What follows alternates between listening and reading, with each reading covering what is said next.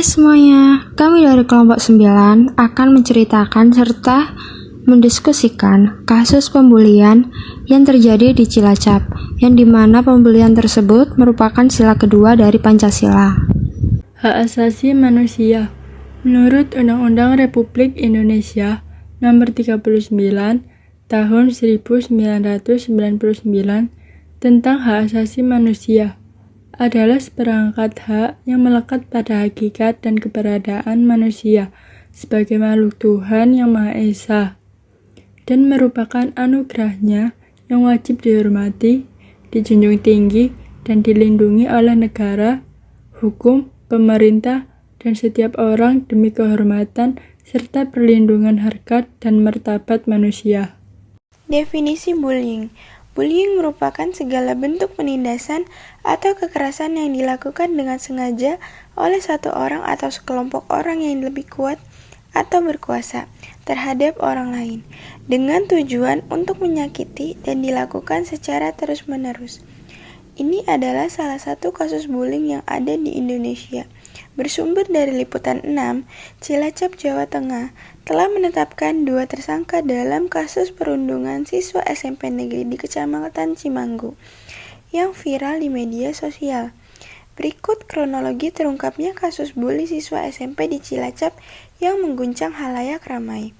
Kabid Humas Polda Jateng Kombes Pol Stefanus Latake Bayu Setianto mengatakan, kedua pelaku perundungan yang juga masih duduk di bangku SMP, MK15 dan WS14, saat ini ditetapkan sebagai tersangka atas kasus penganiayaan terhadap FF13. Penetapan tersangka itu dilakukan setelah penyidik memeriksa sejumlah saksi dan rekaman video yang tersebar di media sosial. Kronologi terungkapnya kasus bully siswa SMP di Cilacap ini berawal dari aduan atau laporan Kepala Desa Negara Jati dan Pesahangat, Kecamatan Cimanggu, Cilacap beberapa jam setelah kejadian.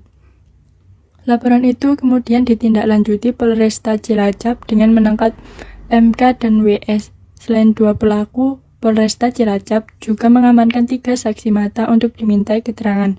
Berdasarkan hasil pemeriksaan, diketahui bahwa penganiayaan itu dilatar belakangi pernyataan korban yang mengaku sebagai anggota kelompok atau geng bernama Basis.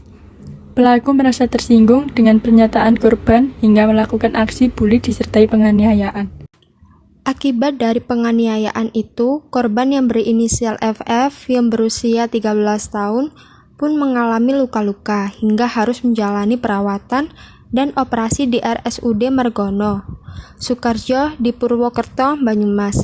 Sementara kedua pelaku, MK dan WS, terancam hukuman penjara maksimal 3 tahun 6 bulan dan denda 75 juta rupiah.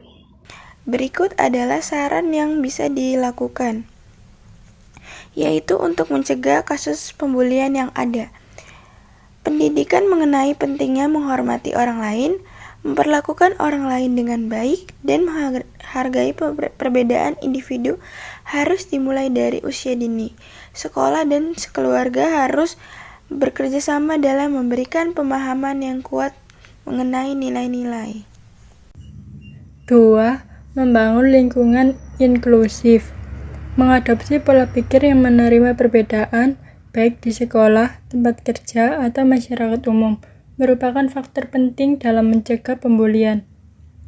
Membangun lingkungan inklusif, di mana setiap individu merasa diterima dan dihargai, dapat membantu mengurangi risiko adanya pembulian. Saran pencegahan melalui teknologi. Karena pembulian sering terjadi melalui dunia maya, penting untuk menjaga keamanan dan menjalankan pengawasan terhadap aktivitas online anak-anak.